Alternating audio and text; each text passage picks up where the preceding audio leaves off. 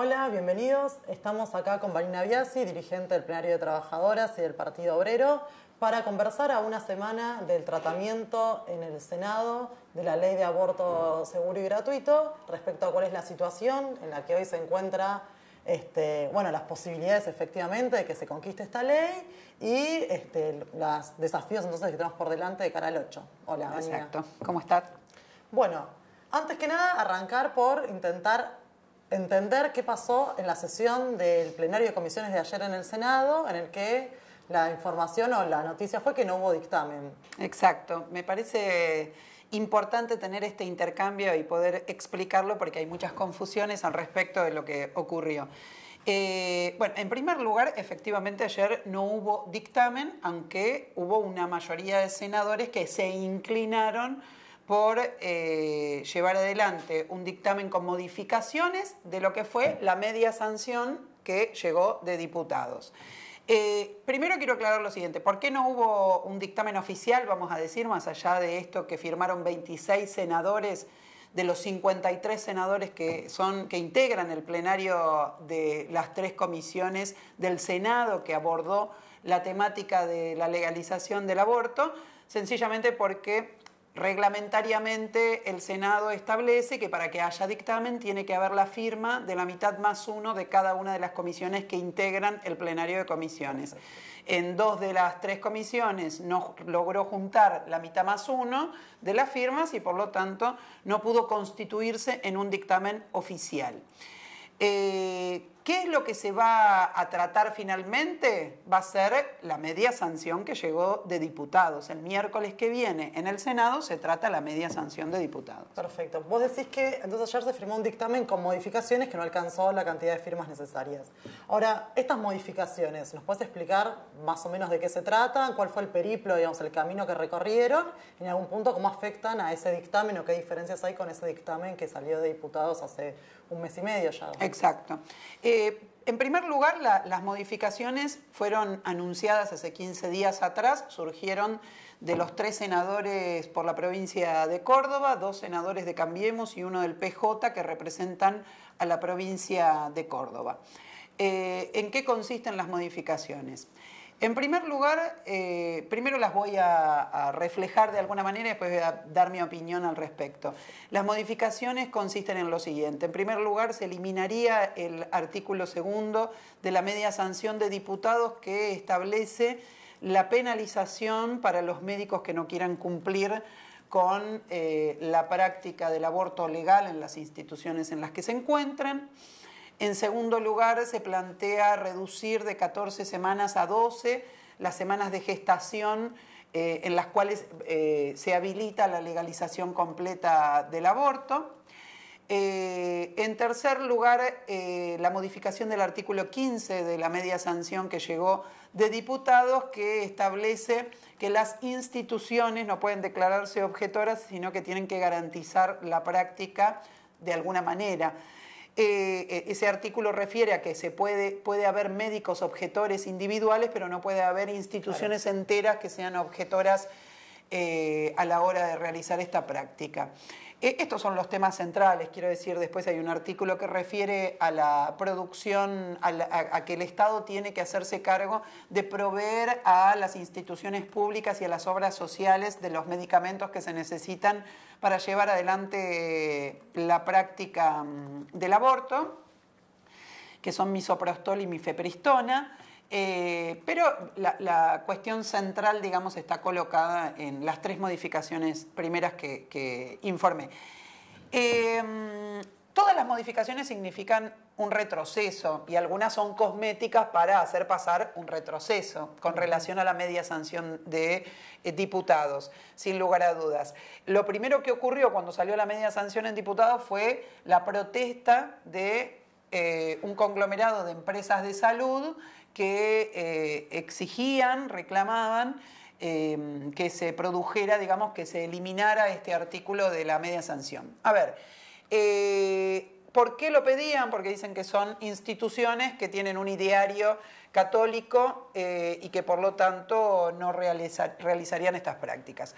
Esto significa o constituye una anomalía bastante grande. Es como que yo pida que si existen leyes contrarias a matar, yo pida que a mí se me permita matar porque, bueno, porque a mí me gusta, digamos, asesinar. En realidad, y esto están pidiendo un estado de excepción. Digamos, son empresas que piden un estado de excepción. Si hay una ley que rige para todo el sistema de salud en la Argentina, hay un conglomerado de empresas que piden un estado de excepción y no realizar algunas prácticas en salud. Yo quiero dar un ejemplo claro. En la Argentina hace unos años atrás se discutió y se aprobó una ley de fertilización asistida. Frente a la ley de fertilización asistida, aunque no hizo tanto ruido como está haciendo esta media sanción, también las empresas de salud reclamaron originalmente, de una forma menos ruidosa, no ser incluidas en nombre de que la práctica de la fertilización asistida modificaba fuertemente sus economías y el financiamiento de esas empresas de salud. Finalmente la ley de fertilización salió con la indicación de que las obras sociales tenían que realizar la práctica y a fuerza de, el Estado no lo hizo cumplir eso, y a fuerza de recursos de amparo que presentamos las trabajadoras en las diferentes obras sociales se hizo cumplir. Efectivamente ahí estamos hablando de una práctica costosa. En el caso del aborto legal, la legalización del aborto es menos costoso que tener que absorber las problemáticas del aborto clandestino dentro del sistema de salud. Pero acá estamos hablando de ofrecerle a estas empresas este estado de excepción. En algún momento lo llamamos que pretenden la Iglesia Católica y todo su conglomerado de instituciones, ONGs, empresas, etcétera, pretenden ser un Estado dentro de un Estado y tener su propia forma de manejarse. Y esto realmente es muy grave para un país que a partir de la discusión del aborto legal ha avanzado muchísimo en reclamar algo que es fundamental, que es la separación de la Iglesia del Estado. Y esto me parece fundamental. Las modificaciones son estas. Centralmente caracterizamos que quieren responder, digamos, a las empresas que están reclamando esta excepción. Quiero decir una cosa más. Hay ciertos sectores dentro del campo de la legalización del aborto que subestiman este aspecto. Entonces dicen, bueno, pero no importa, si vamos a tener en todos los hospitales públicos. Obvio que si se aprueba la ley con estas modificaciones que implican un retroceso con relación a la media sanción, igual estamos llevando adelante un triunfo histórico, fenomenal. Se va a legalizar el aborto en todos los hospitales públicos del país hasta las 12 semanas de gestación. Luego van a correr las causales que hoy existen en este país desde el año 1921. Estamos hablando de un gran logro del movimiento de mujeres. Sin embargo, la subestimación del problema del exceptuar a las empresas de salud a que hagan esta práctica realmente no tiene en cuenta que el conjunto de las trabajadoras que estamos sindicalizadas y que tenemos obras sociales sindicales tenemos que sí o sí ir a parar a muchísimas de estas empresas. En mi caso particular, que también soy delegada sindical del gremio APUBA, por ejemplo, mi obra social, que es DOSUBA y es la obra social del conjunto de los docentes universitarios y de los no docentes de la Universidad de Buenos Aires, tiene todos los prestadores, son todos objetores de conciencia, claro. Prácticamente todos, podría decir, todos se llaman San Camilo, Santa Isabel, Sagrada Familia, San Jerónimo, etcétera, y todos esos prestadores de salud son objetores por ideario institucional. Así que no solo las trabajadoras no docentes y docentes, sino las hijas de los trabajadores docentes y no docentes, claro, van a estar sometidas a una serie de instituciones que en un momento van a obturar su derecho a acceder a algo de estas características si lo necesitaran. Así que no hay que subestimarlo. Obviamente que si finalmente se aprueba la media sanción con estas modificaciones, lucharemos para que en el futuro se elimine este estado de excepción que tienen las empresas de salud y bueno, seguiremos peleando y luchando para que se cumpla enteramente con el acceso a este derecho. Claro.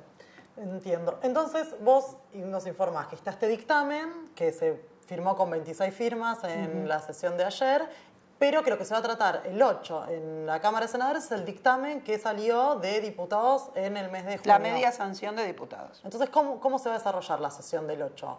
La sesión del 8 va a ser así. En principio, seguramente originalmente esperaban tener un voto más dentro del pleno. Pichetto prometió 27 votos. 27 votos sobre 53 es exactamente la mitad más uno del conjunto del plenario, ¿sí? Claro, de las tres comisiones. ¿Qué dijo Pichetto? Dijo, si yo obtengo las 27 firmas para este dictamen, voy a ir a pelear el plenario que se va a realizar el 8, la sesión del Senado del 8, voy a ir a pelear que se reconozca que esto es un dictamen, porque lo apoyaron la mitad más uno de los integrantes del plenario de las 3 comisiones. Claro. Bueno, finalmente Pichetto no pudo cumplir con su palabra, no consiguió las 27 firmas que había prometido. Al principio posiblemente se dé una discusión el 8 de agosto en términos reglamentarios, vamos a decir, pero no creo que prospere demasiado. Directamente el tratamiento va a ser de la media sanción. ¿Cómo va a ser? La media sanción ya no existe. Los diputados del campo, digamos, que están por la legalización del aborto ya se han puesto de acuerdo que van a incorporar todas las modificaciones que planteó la opción Córdoba, como se conoció originalmente. Entonces, ¿cuál es el procedimiento que tienen para poder dar cumplimiento a las modificaciones? Votar en general la ley, ¿sí?, que viene con media sanción de diputados, y en la votación en particular colocarle las modificaciones. Exacto. ¿Sí? Esto de alguna manera se hizo originalmente en diputados también. Colocarle las modificaciones, todas las que están planteadas previamente y quizás otras modificaciones que se plantean en el transcurso de la propia sesión del 8. Pero para ello tiene que contar con la mayoría de los votos a favor del dictamen que salió de diputados del 13 de junio en la votación en general. ¿Correcto? Y a partir de eso se pueden aplicar las modificaciones. El diputados, lo que ya hay no es un dictamen, sino es una media sanción. Exacto. De una ley. Perdón. Y efectivamente ellos necesitan tener la mitad más uno de los votos del Senado para que prospere luego la modificación. Perfecto. Y compañía. Si se vota, si logra, en este momento hay una situación muy paritaria entre los dos bloques que están en contra y a favor de la legalización, y creo que es fundamental que todo el mundo sepa que definitivamente nosotros pensamos que teniendo el apoyo y la aprobación de los presidentes de todos los bloques, los presidentes de todos los bloques del Senado están a favor de la legalización. Cuesta creer realmente que no obtengan la capacidad política, estamos hablando de capacidad política, de conseguir la mitad más uno de los votos que necesitan para que se apruebe esto, que es un clamor popular definitivamente. Lo que ha ocurrido desde que se aprobó la media sanción hasta ahora es que se ha incrementado de manera feroz la presión de la Iglesia Católica.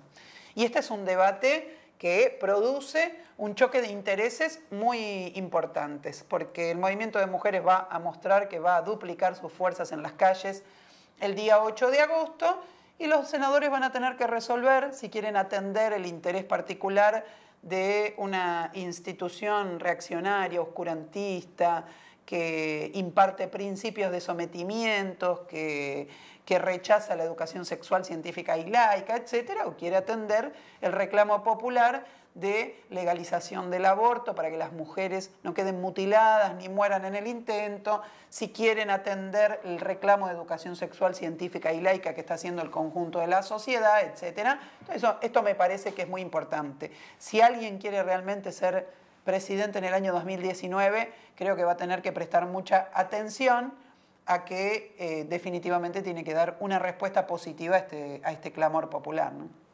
Claro, porque yo te iba a preguntar cómo entonces veías que jugaba o qué papel cumplía hoy el debate sobre la legalización del aborto en el cuadro político, digamos, de orden más general, que estoy leyendo acá una editorial de Prensa Obrera que salió publicada hoy, que escribiste, respecto a, bueno, cómo esta ofensiva también de la Iglesia contra la aprobación del aborto se encuadra también en un momento, bueno, de los acuerdos del gobierno con el Fondo Monetario Internacional, con el G20, y, digamos, conseguir lo peor del ajuste contra, digamos, bueno, el movimiento popular y los trabajadores. Es central. O sea, hoy el debate sobre el ajuste, las crisis que hay en el gobierno, los escándalos como el del Lavallato argentino, digamos, que ha surgido ahora, o los escándalos que involucran a María Eugenia Vidal en los aportistas.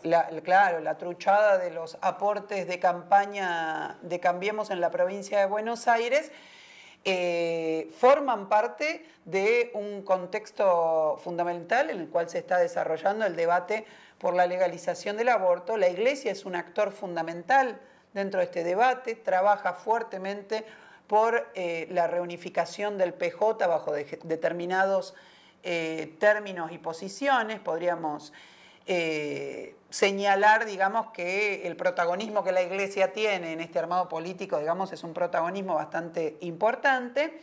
Y dentro de este debate está en juego algo que es fundamental, y es la herramienta y el resorte que tiene la Iglesia Católica. ¿Cuál es la función social de la Iglesia? No solo de la católica, la evangelista también, pero ¿cuál es la función social? Es una función de contención social, de resignación frente a la pobreza, de ser pobres pero un poco más felices, de resignación frente a la pobreza, frente a la realidad de ajuste, etcétera. La contención ha sido el rol que ha jugado durante estos 2 años y medio, ¿no? Han pasado todos los ajustes y la Iglesia estuvo colocada en un lugar de una crítica bastante liviana y de contención de las mayorías populares que iban cayendo en la pobreza a través de los movimientos sociales que dirige, como la CETEP. Para quienes quieren ajustar es fundamental contener socialmente. Entonces, imagínense, el gobierno termina de cerrar un pacto con el FMI que le pide que pase a degüello a toda la clase obrera en la Argentina. Acaban de determinar que se le ha quitado hasta el 70% y el 75% de la asignación familiar que recibían 400.000 de los chicos de las familias con menos ingresos, digamos, de nuestro país. Se le acaba de recortar los regímenes especiales que había en las zonas desfavorables, como puede ser el sur del país, donde el nivel de vida es muchísimo más costoso que en la ciudad de Buenos Aires, etc. Se procedió al recorte de jubilaciones y asignaciones universales por hijo en las jornadas del 14 y el 18 de diciembre. Se han llevado adelante las paritarias a la baja hasta el punto de que tenemos cerradas paritarias para los sectores estatales que están por debajo de la mitad de lo que va a ser el crecimiento inflacionario de este año. Entonces, todo esto requiere un actor que contenga. Ese actor es la Iglesia, pero el gobierno y la Iglesia no están en un entendimiento porque la Iglesia está trabajando políticamente para otro bando. Y esto es lo que desató todas las peleas que hay en curso. Nosotras realmente, si logramos conquistar el aborto legal, estamos también imprimiéndole un golpe muy importante a aquella institución que juega este rol de contención social detrás de una fachada de crítica al gobierno. Los movimientos sociales que están detrás de la Iglesia Católica acaban de aceptar una promesa de un 25% de aumento de acá a fin de año para los planes sociales que en el día de hoy están cobrando 4.800 pesos. A eso llamamos contención social. Y, si no me equivoco, estos sectores, junto a otros, están convocando movilización para el 7, que es el día de San Cayetano, que es un día antes incluso del tratamiento en el Senado del proyecto de ley. ¿Qué rol juega? ¿Qué pasa con esta movilización? ¿Y cómo lees que, digamos, afecta también en este debate, ¿no? Yo creo que las cosas las tenemos que llamar por su nombre. La CETEP, la CCC y Barrios de Pie, el día 7 de agosto convocan a la tercera marcha de San Cayetano. Es una marcha claramente convocada por la Iglesia Católica, como su nombre lo muestra. Es una marcha que se hace por tercera vez de manera conjunta entre laicos y clérigos. Es una marcha que sostiene las consignas del encuentro popular de organizaciones populares que organizó el Papa en Roma. Y definitivamente estamos hablando de una movilización que es una movilización contraria a los intereses de la movilización del 8 de agosto. Y tampoco es una movilización que va a servir para mejorar las condiciones de los pobres en este país, porque es una movilización que está detrás de la estrategia de la Iglesia Católica, que no es una estrategia de mejorar las condiciones, sino que es una estrategia de contener y de acallar los reclamos de los sectores populares. Por eso, por ejemplo, aceptan este 25%. Bajo el 25% estamos hablando de para fin de año los sectores que hoy cobran planes sociales, que están cooperativizados, que trabajan en diferentes rubros como pueden ser, son trabajadores municipales precarizados, son trabajadores y trabajadoras de la construcción precarizados. La gran mayoría son mujeres trabajadoras, van a estar cobrando apenas arañando los 6.000 pesos para fin de año. Están condenando a la inanición a miles y miles de personas con estos acuerdos que hay entre Juan Grabois, las diferentes organizaciones que responden a la Iglesia Católica y el gobierno. Así que definitivamente es una movilización, la del 7 de agosto, con fines reaccionarios, que va a llevar a todo un sector de la población a que por más que tenga afinidad y vaya con sus pañuelos verdes la propia movilización, obviamente movilizar 2 días seguidos con todo no es una cosa realista realmente y es una movilización que va a conspirar contra la movilización del 8 y que se propone eso. Y quiero decir, es una movilización realmente con fines reaccionarios porque va a ser encabezada, por ejemplo, por curas como Pepe Di Paola, como Gustavo Carrara, el obispo Carrara, o el ahora nuevo obispo de la provincia de Buenos Aires, Monseñor Tucho Fernández, que han sido quienes han levantado el estandarte de la lucha contra el aborto legal, que han comparado, como lo ha hecho el Papa, a las mujeres que luchamos por el aborto legal como nazis de guante blanco, nos han comparado con los asesinatos de los narcos en las villas y con el genocidio de la dictadura militar. El agravio que estos curas que se dicen villeros le han impreso al movimiento de mujeres, etcétera, tiene que ser repudiado muy fuertemente por el movimiento de mujeres. Particularmente me alegra que se clarifiquen los tantos, esta lucha también permite clarificar fuertemente los tantos de quién es quién dentro del campo popular. Bueno, y en este cuadro que describís y que explicaste durante todos los últimos minutos, la movilización del 8 juega un papel decisivo. Por un lado, por, digamos, cómo está planteado todavía la disputa por la propia votación del proyecto, o fundamentalmente por eso en la Cámara de Senadores, y por todas las presiones políticas que lo están atravesando.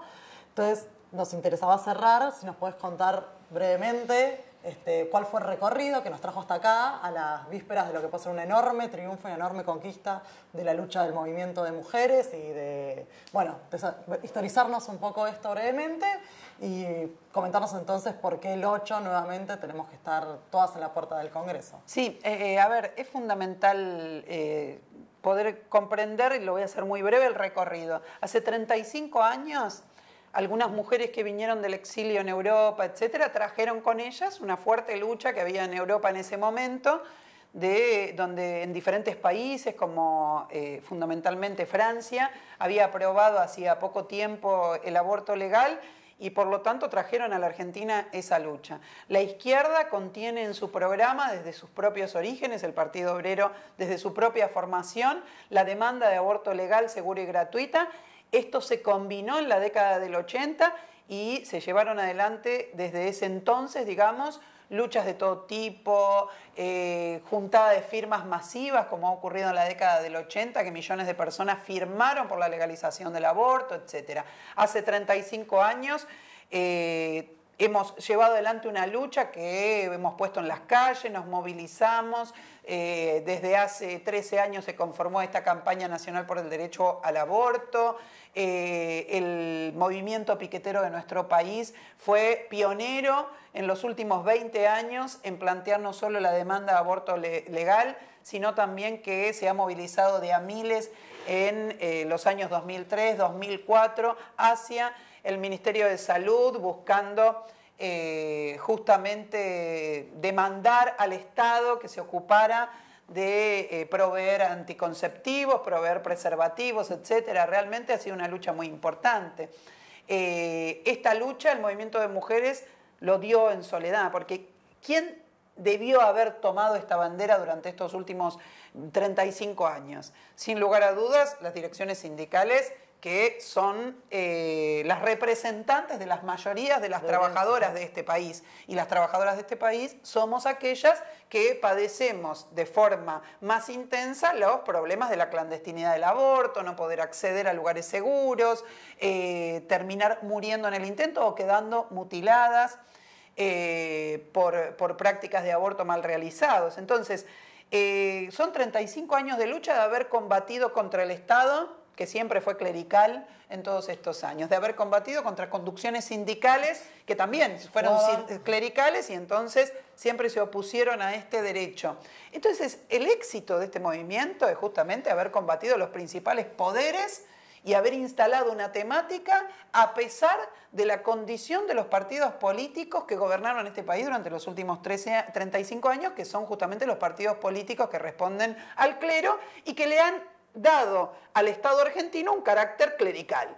Si no, ¿quién más? O sea, esto ha surgido porque el PJ, el radicalismo, la centroizquierda. Lo que hoy tenemos es que la centroizquierda es profundamente clerical. Eduardo López, el dirigente de la UTE, el gremio docente más grande de la ciudad de Buenos Aires, el otro día, mientras decía con mucho orgullo que iba a participar la UTE de la marcha del 7 de agosto, una conducción kirchnerista por donde se la mire, mientras decía con mucho orgullo que iba a participar el 7 de agosto de la marcha clerical, apenas pudo balbucear que el 8 iba a haber una marcha, dijo él, por ampliación de derechos. No pudo decir ni la palabra aborto. Esto es la centroizquierda en este país, o quienes se dicen, digamos, de ese espacio político. Las conducciones del subte Pianelli y Segovia, todo muy lindo, pero estaban hasta hace unos días en conflicto, ¿sí? Y 5 días antes de que se vote el aborto legal en la Argentina, que es lo que estamos reclamando, incluso las trabajadoras del subte, la secretaria de la mujer del subte también reclamó esto, hizo una actividad el otro día hermosa en el subte con actrices, etcétera. Ellos se estaban alimentando y dándole más poder yendo a ver a Bergoglio a Roma. Entonces, realmente estamos en medio de una hazaña del movimiento de mujeres, pudiendo instalar este debate en el centro de la escena política. Esto es lo que tenemos en este momento. El desafío nuestro, después de 35 años de lucha y de haber llegado hasta acá, es sin lugar a dudas mostrar lo siguiente. Hemos sacado una conclusión. El día que se aprobó el 13 y el 14 de junio, cuando se aprobó la media sanción, todas sabemos que si no hubiéramos sido 1 millón de personas en la calle, no hubiera habido media sanción. Y les puedo asegurar, me tocó estar un rato adentro del Congreso a la hora de las definiciones, no había aborto legal. Sin embargo, la movilización de afuera los persuadió de que realmente tenían que responder a esta masividad. El 8 tenemos que duplicar o triplicar las fuerzas que pusimos en las calles el 13 y el 14 de junio. Y esa es la clave para que aparezcan los votos. Les vamos a interpelar.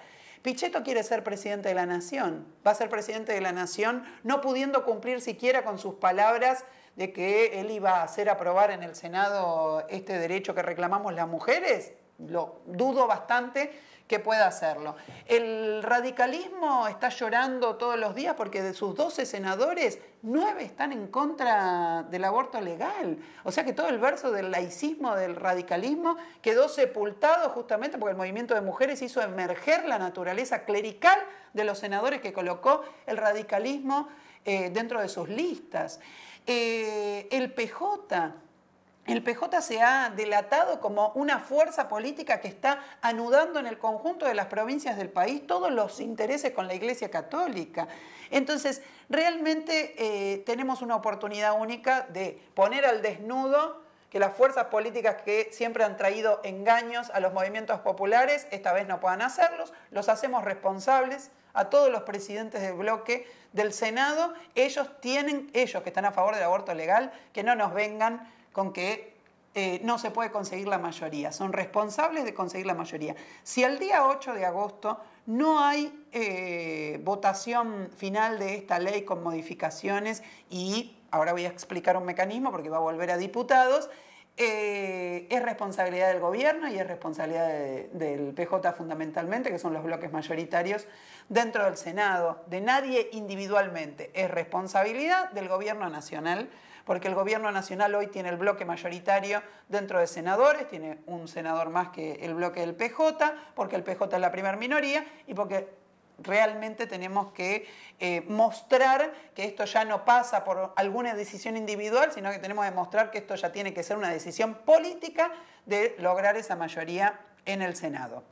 Bueno, entonces, ¿qué escenarios podemos esperar el 8 cuando estemos ahí en la calle? Hay una paridad total. Tenemos que poner en la calle absolutamente todo para que realmente tiemblen de solo pensar que no se aprueba esta ley. Si finalmente se aprueba con modificaciones en el Senado, la ley vuelve a diputados y requiere, digamos, para ser aprobada en diputados, de una mayoría simple como fue la que aprobó la media sanción.